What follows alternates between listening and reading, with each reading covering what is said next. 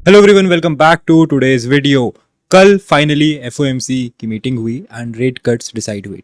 25 BPS का rate cut हुआ, लेकिन जैसा कि मैंने आपको बोला था कि फेड की मीटिंग से ज़्यादा इंपॉर्टेंट है जेरोम पावल की स्पीच। तो फेड के रेट कट्स के अनाउंसमेंट पे कुछ खास मूवमेंट नहीं हुई, बट जैसे ही पावल की स्पीच स्टार्ट हुई तो मार्केट ने गिरना स्टार्ट किया। अब ऐसा क्या बोला पावल ने कि मार्केट गिर गया, एंड ऐसा क्या हुआ मीटिंग के बाद जिससे मार्केट वापस से उठ गया, इसके बारे में बात करेंगे। बिटकॉइन के नेक्स्ट मूव को प्लॉट करने की कोशिश करेंगे एंड क्या हो रहा है ऑल्ट कॉइन्स मार्केट में, ये थोड़ा सा देखेंगे। तो make sure to hit the like button, subscribe if you new here. Let's go to the screen and start today's video.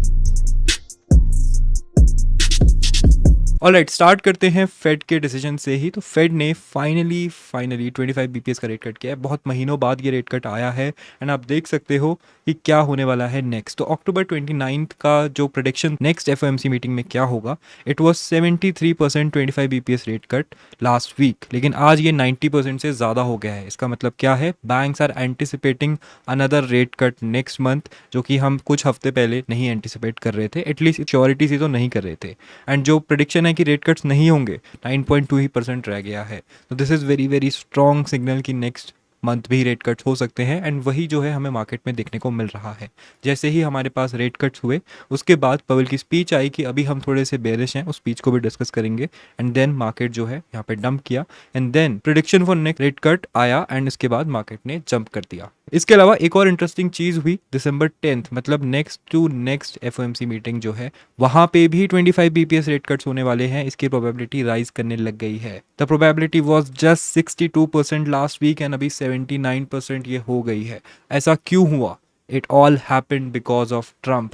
Pavel की स्पीच से हमें क्या देखने को मिला? तो पवेल की स्पीच में बेसिकली उसने बोला कि अभी हम रेट कट कर रहे हैं, लेकिन हम ये इन्फ्लेशन कंट्रोल में आ गई है इसलिए नहीं कर रहे हैं, हम ये as a form of risk management कर रहे हैं। बिकॉज अभी मार्केट में जो है जॉब नहीं है, लेबर मार्केट सॉफ्ट हो रहा है, ऑल्दो हमारे पास स्टिकी इन्फ्लेशन भी है। मतलब है कि मार्केट में इन्फ्लेशन भी है एंड जॉब मार्केट भी खराब हो रहा है, which doesn't happen together. Now Wednesday के rate cut did not receive full backing from rate setting Federal Open Market Committee. This is very very important. इसका मतलब क्या है कि जो कमेटी है उसने सब ने ये नहीं एग्री किया कि 25 होना चाहिए। एक बंदा था जिसने बोला कि 50 का होना चाहिए, and that guy was Stephen Miran, जो कि प्रेसिडेंट डोनाल्ड ट्रंप ने एफओएमसी की सीट पे अपने हाथ से बिठाया था इसको, एंड उसको बिठाया था just minutes before meeting started. तो ये जो है ट्रंप का पहला दाव है to push the markets up, क्योंकि ट्रंप को पता है कि ये उसकी लास्ट प्रेसिडेंसी है, एंड इसमें जितना मार्केट मैनिपुलेशन वो करेगा उतना ज़्यादा वो पैसा बनाएगा, एंड यही उसका मेन गोल है, ये सभी को पता है ना। इस पर्टिकुलर मूव के कारण जो है प्रोजेक्शन सारे चेंज हुए हैं। एक वीक अगो जो प्रोजेक्शन है उससे बेटर प्रोजेक्शन यहाँ पे इसीलिए आए हैं, एंड यहाँ पे फिर वही समरी दी गई है कि अब जो है 25 बीपीएस एंड अगेन 25 बीपीएस, मतलब 50 बीपीएस टोटल के रेट कट्स होंगे बाय द एंड ऑफ 2025। तो this is very very bullish for the market, and वही देख रहे हो आप, मार्केट ने इसी चीज़ पे रिस्पॉन्ड किया एंड मार्केट जो है ऊपर गया। अगर हम यहाँ पे देखते हैं एसपीएक्स को, तो एसपीएक्स में भी वेरी वेरी सिमिलर थिंग्स हमें कल देखने को मिली। मार्केट वेंट डाउन एंड तुरंत ही जो है बॉट बैक अप।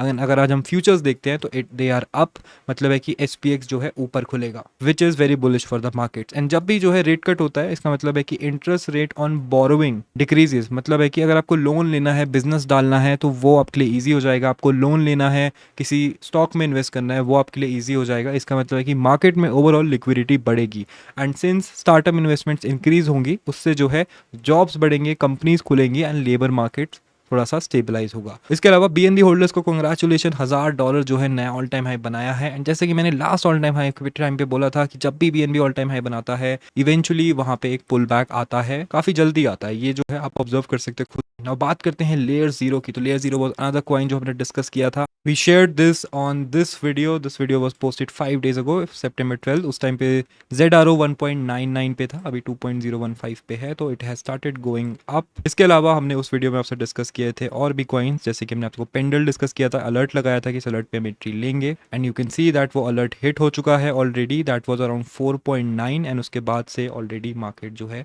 अच्छा खासा ऊपर जा चुका है। तो रफली इधर वो अलर्ट था एंड यहाँ से आप देख सकते हो तो we already did a 5% up and हमारी सेकंड एंट्री से भी काफी क्लोज ये जो है आके जा चुका है। नेक्स्ट कॉइन इज आवे। सो आवे मैंने आपको बोल रखा है कि 300 के नीचे में बाय करना है। बहुत ही क्लोज था ये हमारे 287 की एंट्री से, 290 से ही चला गया। तो किसी ने अगर फोमो एंट्री ली होगी तो they might have made some money. Then we discussed about ENS। तो ENS 24.151 पे अभी चल रहा है। अलर्ट मैंने आपको बोला था ये ब्रेकआउट करेगा तब हम इसको लेंगे, तो ये इतना भी ब्रेकआउट नहीं किया है तो we have to wait for it. Good volume breakout we need. तो इन्हीं सेटअप्स को मैं अभी यूज कर रहा हूँ, इन्हीं पे हम जो है ध्यान रखेंगे। एवरीथिंग इज पंपिंग एंड अगर आपने एंट्रीज नहीं ली हैं तो यू कैन वेट आराम से। There will be a pull back आएगा, उसका वेट करो। पुल बैक पे ही एंट्री लेना। अगर आप उड़ते मार्केट पे एंट्री लेते रहोगे तो फिर आप हमेशा फंसते रहोगे।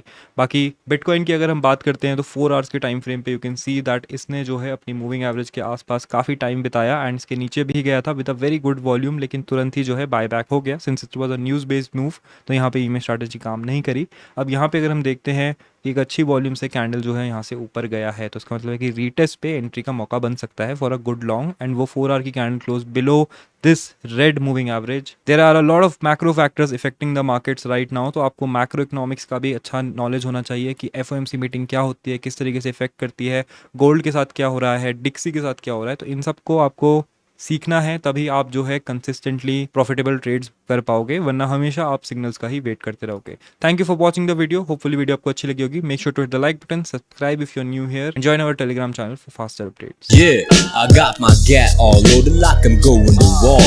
ये रेस पे purchase money in my gaze है बवाल चाहे 24 घंटे शराबी शोर और मजाल ना किसी की